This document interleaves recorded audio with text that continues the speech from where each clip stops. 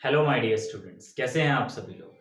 स्वागत है आप सभी का यूनिवर्सल स्टडी पॉइंट पर। फिलहाल हम लोग पार्ट 8 कर रहे हैं इकोनॉमिक्स का, macro economics national income basic concept के ऊपर। पिछली क्लास में हम लोगों ने जो सब चीजें डिस्कस की थी, आपने, मुझे लगता है आप लोगों ने उसको पढ़ा होगा, क्योंकि मैंने पिछली क्लास में आप लोगों से डिफरेंस पढ़ाया था। मैंने आप लोगों को आपका expected obsolescence, unexpected obsolescence, consumption of fixed capital और कैपिटल लॉस, इनके बारे में मैंने आपसे डिस्कशन किया था। चलिए जी, तो आज की क्लास शुरू करते हैं। मैंने वहां एक टॉपिक बताया था, आपको शायद याद हो, आपने घर पे पढ़ा होगा, depreciation reserve fund. Depreciation reserve fund मैंने आपको बताया था एक हल्के से अंदाजे के तौर पे, रिजर्व के तौर पे समझाया था। रिजर्व के तौर पे क्या समझाया था मैंने ये बताया था रिजर्व में कि भैया रिजर्व एक ऐसी चीज होती है, आपके प्रॉफिट का एक पार्ट होता है, लेकिन क्या होता है आप उसको एक जगह सेव करके रख देते हैं। क्यों रख देते हैं? ताकि अगर इन फ्यूचर आपको कोई प्रॉब्लम हो जाए, अचानक कोई दिक्कत आ जाए, तो आप क्या करेंगे, उसका इस्तेमाल कर सकते हैं। बात समझ में आती है? इसके साथ साथ रिजर्व आपके होते हैं दो प्रकार के, एक तो स्पेसिफिक रिजर्व, एक जनरल रिजर्व। जनरल रिजर्व के बारे में आप लोगों ने पढ़ रखा है। जनरल रिजर्व मतलब अगर आपको कोई सी प्रॉब्लम होती है कहीं से भी, तो आप उसको जनरली यूज कर लेते हो। बात समझ में आती है? लेकिन अगर क्या नाम है, आपको स्पेसिफिक रिजर्व होता है। स्पेसिफिक रिजर्व जो होते हैं, स्पेसिफिक रिजर्व आप किसी पर्टिकुलर, आपको पता है, एक अंदाजा लग रहा है कि मुझे भविष्य में इसके ऊपर नुकसान हो सकता है, उसको बोलते हैं प्रोविजन। आपको अंदाजा है कि हाँ नुकसान हो जाए, लेकिन आपके पास पैसा पहले सरप्लस में था, आपने उसको रिजर्व करके रख दिया कि अगर हो गया, अंदाजा नहीं है लेकिन अगर हो गया तो उसका मैं इस्तेमाल कर लूंगा। डेप्रिसिएशन रिजर्व फंड भी ऐसा ही एक रिजर्व है जिसको आपने बंद करके, यूं कह दो पैसे कुछ जोड़कर इकट्ठे करके एक डब्बे में बंद कर दिया, उस डब्बे का नाम लिख दिया डेप्रिसिएशन रिजर्व फंड और साइड में रख दिया, जरूरत पड़ेगी इस्तेमाल करेंगे। तो जो डेप्रिसिएशन आपका बार बार हर बार कम होता जाता है, वो वहीं से इस्तेमाल होता रहता है और आपको प्रॉब्लम नहीं होती, मतलब आपने उसके लिए पैसा सेव करके रख रखा है।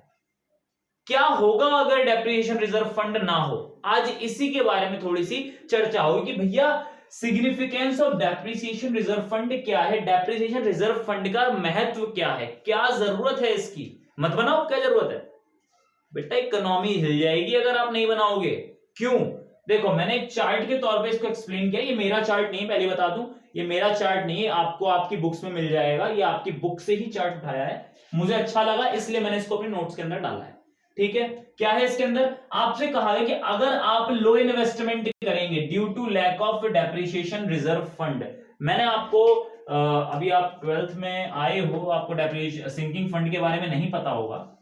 मैं कह दूं आपसे, एक चीज होती है, मान लो 10 साल बाद, 10 ईयर्स लेटर, समझना जरा इस टॉपिक से अलग, 10 ईयर्स लेटर मुझे एक मशीन खरीदनी है 10 लाख रुपए की। अब जरा मुझे ये बताएं, इस 10 लाख रुपए की मशीन खरीदना क्या आसान बात है? ये 10 लाख की मशीन बहुत महंगी है और पॉसिबल नहीं है इसको खरीदना। बात समझ रहे हैं? तो मैंने क्या करना है, आज 2020 चल रहा है, मैंने क्या करना है, मैंने हर साल 1 लाख रुपए जोड़ना है। हर साल 1 लाख रुपए जोड़ने हैं। 2020 में, 21 में भी 1 लाख रुपए जोड़े, एंड सो ऑन। और 10th ईयर के एंड में जब मैं देखूंगा तो मेरे पास 10 लाख रुपए इकट्ठे हो गए। अब आप मुझे ये बताएं, आपके पास जब 10 लाख रुपए इकट्ठे हो गए, तो अब आप इसको कहीं अच्छी जगह इन्वेस्ट कर सकते हैं कि नहीं कर सकते? मैंने क्यों जोड़ा? क्योंकि मुझे मशीन खरीदनी 10 लाख रुपए की। मैंने किस्त बनाई और उसे जार डालता गया, और उसके बाद मैंने क्या किया, पैसे बनाकर, और उसके बाद वो पर्टिकुलर चीज खरीद ली। इसको हमने बोला है रिजर्व फंड। बात समझ रहे हैं? तो डेप्रिसिएशन रिजर्व फंड का सिंपल सा मतलब यहां ये कह सकते हैं कि आप पैसे जोड़ते रहे, प्रॉफिट जो आपको हुआ एक डब्बे में बंद करते रहे, प्रॉफिट जोड़ते रहे, एक डब्बे में बंद करते रहे। आपकी मशीन की वैल्यू डिक्रीज होती जा रही है। जैसे मैं एक दूसरा एग्जांपल लूं, मेरे पास बाइक है, मान लीजिए मैंने 50,000 की बाइक खरीद ली, मान लीजिए, छोटी सी बात, मैंने 50,000 की बाइक खरीदी और मुझे पता है कि ये बाइक अगले 20 साल में खत्म हो जाएगी। मैं एक बिजनेसमैन हूं, तो बिजनेसमैन के पॉइंट ऑफ व्यू से क्या सोचूंगा कि यार जब अगले 20 साल में, समझना जरा बात को, कि अगले 20 साल में, आज बाइक का प्राइस है 50,000 रुपए बाइक, अगले 20 ईयर्स बाद ये बाइक बिल्कुल खत्म हो जाएगी, अगले 20 ईयर्स में, तो हर साल कितनी वैल्यू डिक्रीज हो रही है? 50,000 डिवाइडेड बाय 20, 2500 रुपए हर साल कम हो रहे हैं, यही हो रहा है, 2500 रुपए हर साल कम हो रहे हैं। अब मेरे को ये बताएं, अब आफ्टर 20 ईयर्स क्या मुझे बाइक नहीं चाहिए? तो ये बाइक तो खराब हो जाएगी, मेरा अंदाजा है 20 साल में नहीं तो भैया 15 साल में हो जाएगी, 18 साल में हो जाएगी, 21 साल में होगी, जाके थोड़ा ऊपर नीचे होगा, पर होगी तो जरूर खराब। अब 20 साल बाद आपकी यही बाइक मान लीजिए 80,000 रुपए में मिल रही है, तो क्या 80,000 रुपए पेड़ पे लगते हैं? उसके लिए आज से नहीं जोड़ोगे, बिजनेसमैन आज से जोड़ता है, एक घर वाला बंदा, एक हाउस होल्ड आज से नहीं जोड़ेगा, वो उसकी सेविंग जो भी वो कमाता है उससे खरीद लेगा, लेकिन एक बिजनेसमैन आज से सोच के चलता है कि मुझे आज से जोड़ना है, तो वो लगभग मतलब बाइक फंड में, बाइक रिजर्व फंड नाम दे देते हैं इसको, बाइक रिजर्व फंड में वो हर साल 2500 रुपए हर साल कम हो रहे हैं, वो लगभग 3,000 रुपए हर साल जोड़ता रहा, और 20 साल के एंड में कितने बैठे जाके 36 60,000 बैठे, 60,000 उसके बैठे, उसने अंदाजा लगाया, थोड़ा बहुत ऊपर भी कर सकता है, लेकिन मैं कह रहा हूं चलो 3,000 भी करे, तो बेटा 80,000 की चीज मिली, ये भी तो अंदाजा ही था, क्या पता 70 की मिल जाए, क्या पता 90 की मिले, लेकिन ये जो दायरा है इसको कवर करना अब आसान है। आप 20,000 रुपए डालकर, मान लीजिए 80 की ही मिली, आप 20,000 रुपए इधर उधर से बोरो करके या इकट्ठे करके, बिजनेसमैन हो आपके पास होंगे, आप उसे जोड़ जाड़ के आप चीज खरीद सकते हैं, लेकिन मान लीजिए आपने कुछ जोड़ा ही ना हो और अचानक आपके ऊपर 80,000 का बर्डन आ जाए, तो क्या कर पाओगे? जो सामर्थ्य होंगे वो तो कर पाएंगे, लेकिन जो नॉर्मल बंदा होगा वो नहीं कर पाएगा। बात समझ रहे हैं? तो इन्वेस्टमेंट से चूक हो जाती है। इसको ही हम बिजनेस के पॉइंट ऑफ व्यू से, बिजनेस में हमें क्या खरीदना पड़ेगा? मैंने मशीन खरीद ली, मान लीजिए 50 मशीनें खरीद के मैंने प्लांट चालू कर लिया, अब वो प्लांट चल रहा है, मशीनें भी चले जा रही हैं, चले जाए, लेकिन बेटा मशीनें खराब तो होंगी, कभी आप उनकी रिपेयरिंग कराते जा रहे हो, कभी तो उन्हें बुढ़ापा आएगा, मान लो 20 साल बाद 30 साल बाद कभी तो आएगा, जब भी उन्हें बुढ़ापा आएगा तो आपको उन्हें चेंज करना पड़ेगा। मैं दूसरे पॉइंट पे कहूं, मान लो बुढ़ापा भी नहीं आया पर टेक्नोलॉजी चेंज हो गई, नहीं यूज कर दी पिछली टेक्नोलॉजी में, या फिर यूं को पिछली टेक्नोलॉजी में खर्चा ज्यादा आ रहा है, नई टेक्नोलॉजी में खर्चा कम आ रहा है, एडवांस हो गया इंडिया, तो उस केस में क्या करोगे आप लोग? उस केस में आप एक रिजर्व फंड तैयार करेंगे और उसको हर साल अपने पास कुछ पैसे का अंदाजा लगाकर उसको हर साल जोड़ के रख रहे हो कि अब जब मुझे जरूरत पड़ेगी इस पैसे को खोलूंगा, गुल्लक खोलूंगा और इसका इस्तेमाल कर लूंगा। मुझे लगता है आपको बात समझ में आई होगी। तो यही होता है कि अगर आपने रिजर्व फंड नहीं बनाए तो क्या अचानक खर्चा कर पाओगे? मुश्किल है, कर तो दोगे पर मुश्किल है। तो यहां पर ये पूरा चार्ट इसी को एक्सप्लेन कर रहा है, थोड़ा समझना इस चीज को कि due to lack of depreciation reserve fund आप इन्वेस्टमेंट क्या करोगे? लो इन्वेस्टमेंट करोगे, ज्यादा पैसा मार्केट में नहीं लगा पाओगे, और जब ज्यादा पैसा मार्केट में नहीं लगेगा तो बेटा आउटपुट भी ज्यादा नहीं होगा। आपके पास पहले 50 मशीनें थी, आपने ऐसा कोई रिजर्व ही नहीं बनाया, आपकी मशीन ऑब्सोल्सीन हो गई, मार्केट में खत्म हो गई, तो अब आपने मशीन खरीदने की बात करी, आपके पास कुछ पैसा ही नहीं था, आपकी मशीनें कबाड़ी के भाव बिकी, हाथ में कोई पैसा आया नहीं, पहले से कोई आपने रिजर्व बनाया नहीं था, तो क्या आप मशीन ज्यादा खरीद पाओगे? मान लीजिए आपने 5 मशीन खरीद ली, पहले 50 थी, 50 के हिसाब से प्रोडक्शन हो रहा था, आउटपुट बन रहा था पहले 50 के हिसाब से, पर अब 5 के हिसाब से बनेगा। तो बेटा जब इन्वेस्टमेंट कम होगा तो लेवल ऑफ आउटपुट भी तो लो रहेगा, आप प्रोडक्शन भी कम करेंगे। जब प्रोडक्शन कम होगा तो आपकी इनकम भी कम होगी, जब आपका माल ही कम बना तो आप बेचोगे क्या? जब माल कम बना है तो बेचोगे तो कम, ठीक है, तो जब बेचोगे कम तो इनकम भी कम होगी, और बेटा जब इनकम कम होगी तो आप एम्प्लॉयमेंट भी तो कम ही करवाओगे, इन दिस सेंस आप नौकरी पर भी तो 5 लेबर ही रखोगे। मैं कहता हूं एक मशीन पे 1 लेबर थी, 50 मशीनों 50 लेबर, लेकिन आपने 5 ही मशीन खरीदी, तो बताएं 45 वर्कर्स बेरोजगार हो गए कि नहीं हो गए? अब केवल 5 बंदों को जॉब मिलेगी। बात समझ रहे हैं? तो एम्प्लॉयमेंट भी कम होगा। बेटा हम बात कर रहे हैं नेशनल इनकम की, और हम बात कर रहे हैं मैक्रो इकोनॉमिक्स की। मैक्रो इकोनॉमिक्स या नेशनल इनकम की जब हम बात कर रहे हैं तो हम बात कर रहे हैं इंडिया लेवल पर, एक अकेले बंदे की बात नहीं हो रही, इंडिया लेवल पर बात हो रही है। जब इंडिया लेवल पर बात हो रही है तो यहाँ एम्प्लॉयमेंट जब मैं कह रहा हूं कि इस बंदे की जेब में पैसा ही नहीं आया, जो बेचारा नौकरी कर रहा है, तो क्या वो मार्केट से चीजें खरीदेगा?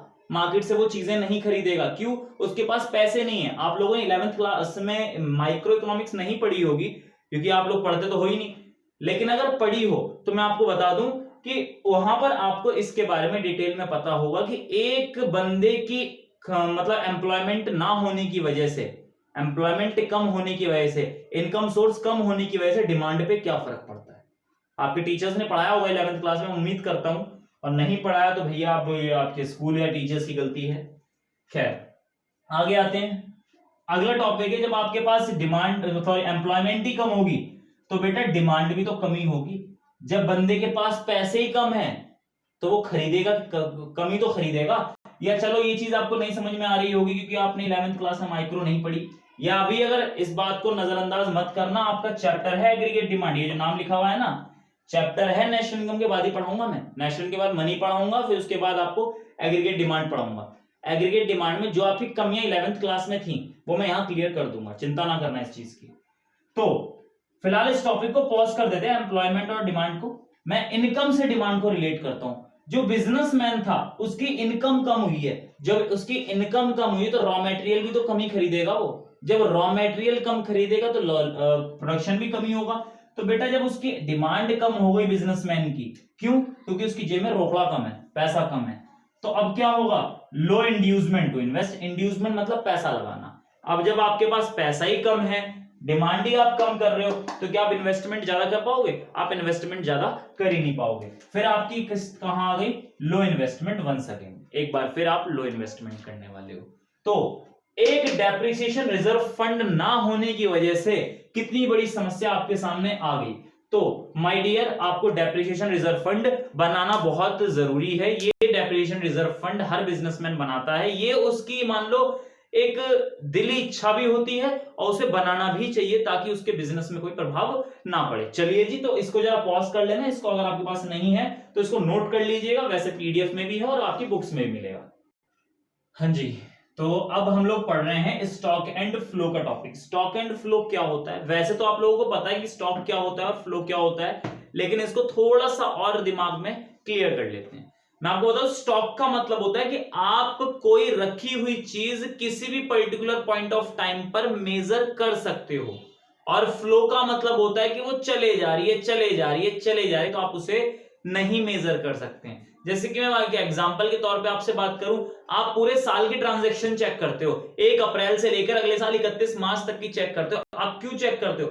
एक पर्टिकुलर पीरियड की चेक करते हो। ये डेली ट्रांजैक्शन चलती रहती हैं, इसको क्या बोलते हैं? इसको फ्लो बोलते हैं। और स्टॉक का मतलब क्या है कि स्टॉक मतलब बंद हो चुका है, अब वो वहीं रुका हुआ है। जैसे कि हमने यहां पर थोड़ा बताया स्टॉक और फ्लो के बारे में। Stock can be measured on a point of time, flow can be measured on a period of time.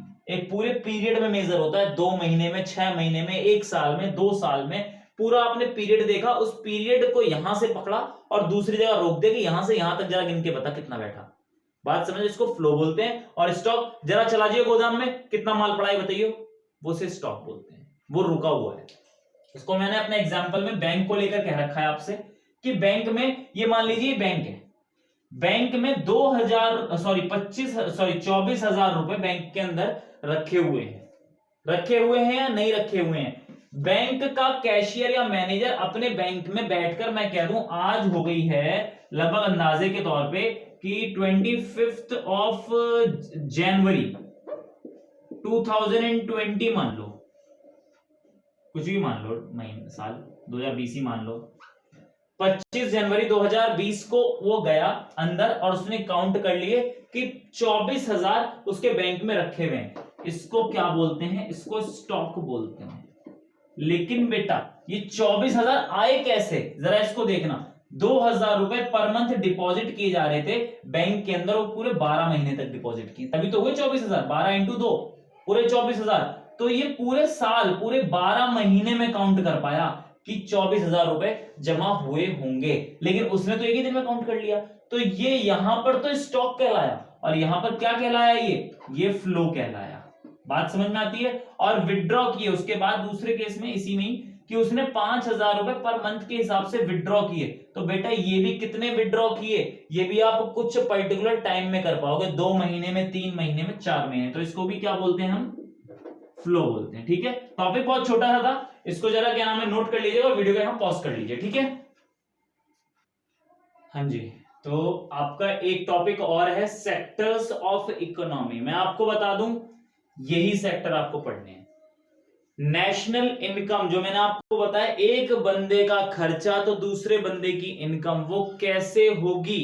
आपकी पूरी दुनिया को 4 हिस्सों में बांट रखा है, यूं को दुनिया गलत कहा मैंने, मैं इंडिया की बात करूं, आपकी इंडिया को 4 हिस्सों में बांट रखा है, 4 सेक्टर्स में बांट रखा है। क्या क्या नाम है उन 4 सेक्टरों के, सेक्टर्स ऑफ इकोनॉमी क्या क्या है 4 sector, house hold sector, government sector, producer sector और एक्सटर्नल सेक्टर।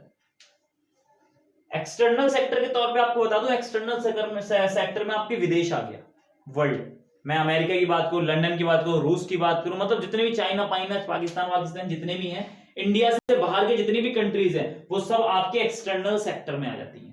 एक चीज कवर। अब बचा क्या, इंडिया। इंडिया को 3 हिस्सों में बांट दिया, कौन कौन से, हाउस होल्ड, गवर्नमेंट और प्रोड्यूसर। या तो बंदा हाउस होल्ड कहलाएगा, हाउस होल्ड मतलब हम सब लोग, मैं टीचिंग करता हूं, मेरी सर्विसेज है, मैं सर्विसेज दे रहा हूं, लेकिन क्या हाउस होल्ड नहीं हूं, सर्विसेज मैं अपने कोचिंग इंस्टीट्यूट में दे रहा हूं, मैं सीए बैकग्राउंड से हूं तो सीए के ऑफिस में अपना दे रहा हूं, अपने ऑफिस के अंदर मैं सर्विसेज दे रहा हूं। लेकिन यहां पर घर पर मैं हाउस होल्ड हूं कि नहीं हूं।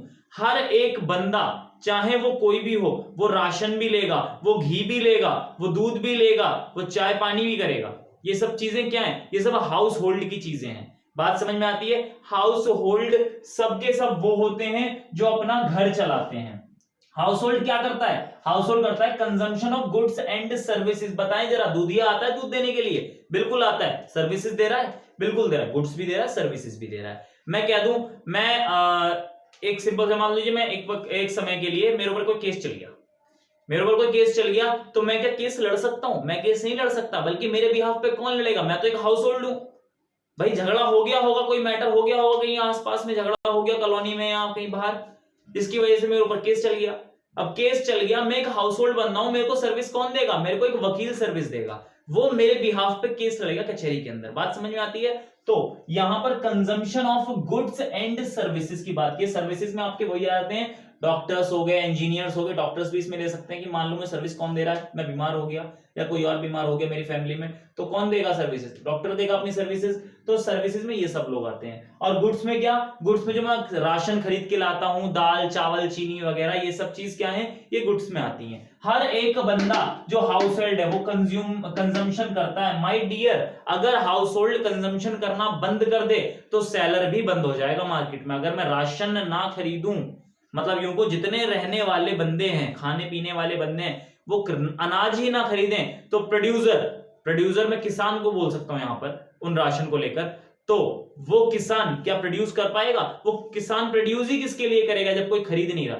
दूसरी बात, मान लीजिए किसान प्रोड्यूस ही ना करे, किसान प्रोड्यूस ना करे, तो क्या मैं खरीद सकता हूं कुछ, मैं खा सकता हूं कुछ? दोनों भूखे मर जाएंगे, किसान भी और मैं भी। तो यहां पर क्या कहा गया है कि चारों के चारों सेक्टर एक दूसरे से इंटर रिलेटेड है। इस टॉपिक के बारे में बताऊंगा मैं भी, लेकिन पहले टॉपिक के बारे में समझ लो। हाउस होल्ड क्या है, consumption of goods and services. Government क्या है, वेलफेयर करती है, मेंटेन लॉ एंड ऑर्डर। एक बात बताएं, पुलिस रोड पे घूम रही है, आर्मी वहां पर बॉर्डर पे खड़ी है, क्या जंग छिड़ गई? जंग नहीं छिड़ी। या पुलिस जो रोड पे घूम रही है, क्या झगड़े रोज होते हैं? होते तो रोज हैं, कहीं कहीं पर, लेकिन कई कई दिन ऐसे निकल जाते हैं कि पुलिस वाले जाते हैं चौकी पर और बैठकर वापस आ जाते हैं। लेकिन वो उन्हें क्यों ड्यूटी पर रखा गया, क्यों उनकी ट्रेनिंग की गई? ताकि लॉ एंड ऑर्डर मेंटेन रहे। अगर पुलिस का डर ही नहीं होगा ना, तो लोग रोज झगड़ा करेंगे। बात समझ में आती है। एक मैंगो पीपल है जो आम आदमी है, वो परेशान होगा बहुत ज्यादा। साथ साथ में प्रोड्यूसर भी है, ये गवर्नमेंट जो है कुछ चीजें बनाती भी है। बनाने के तौर पर तो अभी दिमाग में कोई अंदाजा नहीं है, लेकिन फिर भी आपको बताओ, कोल वगैरह की यही कंपनियां गवर्नमेंट की हैं। इसके साथ साथ ये पेट्रोल पंप किसके हैं? सब गवर्नमेंट के हैं। तो ये सब चीजें क्या है, हालांकि पेट्रोल कोई प्रोडक्शन नहीं है, लेकिन वो रिफाइनरी तो करते हैं ना, उसकी कच्चा तेल लाकर फिर उसको रिफाइन करके और तब पेट्रोल डीजल वगैरह में कन्वर्ट करते हैं, तो ये भी एक प्रोडक्शन ही माना गया है। तो गवर्नमेंट के ये काम है। मान लीजिए गवर्नमेंट पेट्रोल डीजल ना बनाए, तो क्या हाउस होल्ड कुछ खरीद पाएगा? नहीं खरीद पाएगा। या फिर अगर हाउस होल्ड पेट्रोल डीजल ही ना खरीदे, तो ये किसके लिए बनाएगा? अगर लॉ एंड ऑर्डर मेंटेन ना करे तो बेचारा परेशान हो जाएगा कि नहीं हो जाएगा। लेकिन अगर ये इसकी जरूरत ही ना हो, तो अगर ये बंदे ही ना हुए या फिर इसका झगड़ा ही ना करें, तो बेचारा किसके लिए लॉ एंड ऑर्डर मेंटेन करेगा। तो दोनों सेक्टरों के एक दूसरे की जरूरत है। साथ साथ प्रोड्यूसर की बात करें, प्रोड्यूसर सेक्टर बहुत ज्यादा इंपॉर्टेंट है और इसके ऊपर पूरे का पूरा एक फॉर्मूला बना हुआ है। बात समझ में आ रही है? ये आपको मैं जब बताऊंगा तब आपको समझ में आएगा। फिलहाल ये मैंने ब्रैकेट में जो लिख रखा है, यहाँ लिखने की रेलेवेंसी नहीं थी, इसको लिखना था हमें अगली क्लास अगले चैप्टर में, लेकिन यहां मैंने केवल आपको समझाया था कि आप इसको उससे रिलेट कर पाए।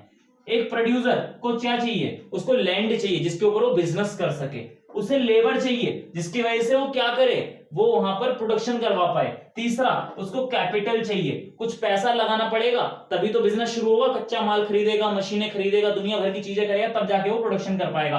और एंटरप्रेन्योर वो खुद होना चाहिए, ऐसा थोड़ी ना पैसा लगा दिया और बस हो गया काम, ऐसा तो हो नहीं सकता। फिलहाल अभी वही पार्टनरशिप की क्लास चल रही है, आप पार्टनरशिप में भी देखते हो कि मालिक जो होते हैं पार्टनर्स, वो भी वहां मौके पर होते हैं ताकि वो चल पाए। अब मैं कह दूं मैं कोचिंग सेंटर खोल दूं, कोचिंग सेंटर खोलने के बाद मैं खुद ही वहां नहीं पढ़ा रहा, तो ये कोचिंग सेंटर चलेगा? तो भैया टीचरों से ही तो कोचिंग सेंटर है, बात समझ में आती है? वहां होना जरूरी है। तो एंटरप्रेन्योर मालिक हो गया। आपको नेशनल इनकम की कैलकुलेशन में लैंड, लेबर, कैपिटल, एंटरप्रेन्योर नहीं जोड़ना है, ये केवल सेक्टर ऑफ प्रोड्यूसर में आपके नाम दिए गए हैं। लैंड अगर आपकी रेंट पर हुई तो आपको क्या देना पड़ेगा, क्या खर्चा होगा आपका? आपका प्रॉफिट का खर्चा होगा, सॉरी रेंट का खर्चा होगा। अगर लेबर होगी तो लेबर को क्या देना पड़ेगा? Compensation of employees. कैपिटल हुई तो कैपिटल के बेस पे आपने पार्टनरशिप में ही पढ़ा, इंटरेस्ट ऑन कैपिटल देना होता है, नहीं देना होता है, ये इंटरेस्ट देना होता है। और एंटरप्रेन्योर एंड में जो भी बच गया वो प्रॉफिट किसका है? वो एंटरप्रेन्योर का है। ये चारों चीज इस तरीके से हैं, दिल थाम के बैठिएगा, ये चारों की चारों चीजें आपको फॉर्मूलेज में मिलने वाली, डिटेल में डिस्कशन करेंगे, ठीक है। तो फिलहाल प्रोड्यूसर सेक्टर, अगर ये माल नहीं बनाएगा तो क्या गवर्नमेंट या हाउस होल्ड कुछ खरीदेगी? बेटा बताएं, जब प्रोड्यूसर जो सॉरी गवर्नमेंट की जो आर्मी या ये वेपन्स वगैरह कहां बनते हैं? ये भी तो प्रोड्यूसर ही बनाता है। या मैं यूं को बाकी सब चीजें, गोलियां वगैरह कहां बनती हैं? ये फैक्ट्रियों में ही तो बनती हैं। या मैं कपड़े कहां बनते हैं, इनके जो ड्रेसेस होती हैं वो ड्रेसेस कहां बनेंगी? ये भी तो वहीं बनेंगी प्रोड्यूसर में सॉरी प्रोड्यूसर में आपका वो भी तो आ गया, क्या कहते हैं, फार्मर्स। भैया ये जो मेंटेन लॉ एंड ऑर्डर में आर्मी आपकी, पुलिस हो गई, ये सब जो है कि खाना नहीं खाते, इनको भी तो राशन चाहिए, वो कहां से आएगा? वो प्रोड्यूसर सेक्टर से आएगा। तो मैं आपको बता दूं, हाउस होल्ड को गवर्नमेंट की जरूरत है, प्रोड्यूसर की जरूरत है, एक्सटर्नल सेक्टर की जरूरत है, क्योंकि कई ऐसी चीजें जो विदेश से इंपोर्ट कराते हैं, विदेश से मंगवाते हैं, और गवर्नमेंट को हाउस होल्ड की जरूरत है, प्रोड्यूसर की जरूरत है, एक्सटर्नल सेक्टर की जरूरत है, और एक्सटर्नल सेक्टर का भी यही हाल है, इन तीनों की जरूरत है। बिना गवर्नमेंट की परमिशन वो अंदर नहीं आएगा, बिना प्रोड्यूसर के वो अपना माल आगे सप्लाई नहीं कर पाएगा, और बिना हाउस होल्ड के वो अपना माल यहाँ इंडिया में बेच नहीं पाएगा। तो एक्सटर्नल को भी इन तीनों की जरूरत है। तो मैं कह दूं, सेक्टर ऑफ इकोनॉमी चारों के चारों हैं जरूर अलग अलग, लेकिन एक दूसरे के ऊपर डिपेंडेंट है। अगर एक भी हट गया तो पूरा का पूरा सेक्टर खत्म हो जाएगा। इसको हमने नाम दिया इंटरसेक्टरल इंटरडिपेंडेंस। क्या है इसका मतलब? Each sector of an economy depends on the other in one way और the other is called intersectoral independence. मतलब एक सेक्टर दूसरे सेक्टर पर डिपेंडेंट जरूर है, चारों ही एक दूसरे के ऊपर डिपेंडेंट है, ध्यान रखना इस बात का। ये सेक्टर आपको आगे भी पढ़ने को मिलेंगे, फिलहाल दिमाग में गांठ बांध लेना कि चारों का मतलब क्या है, ठीक है जी। एक क्लास और रह गई है हमारी बेसिक कंसेप्ट की, उसके बाद हमारे खत्म समाप्त होगा। तो मैं पहले भैया इसको थोड़ा पॉज करके लिख लेना, पता लगा दिक्कत हो जाए तो। आज के लिए इतना ही, बाकी हम नेक्स्ट क्लास में स्टार्ट करते हैं। Thank you very much, have a nice day.